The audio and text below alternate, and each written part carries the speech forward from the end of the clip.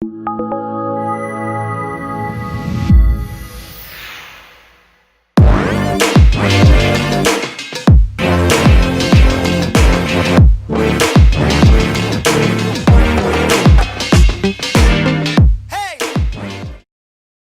today we're going to cover our vehicle coverage list on our X-431 Torque.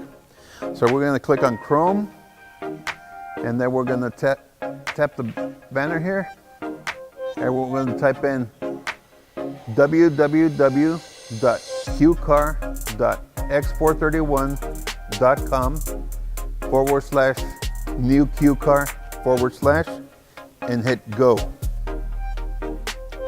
Our coverage list will appear. Your resets, all your vehicles are right here. And it also covers passenger cars, and it covers heavy duty as well. So you can go there and whatever manufacturer you want, click on it. It creates a list for you.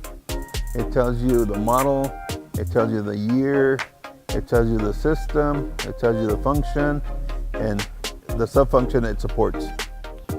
Any further questions, please feel free. www.x431.com/new QCar/. Thank you for watching, and please look for more launch videos to come.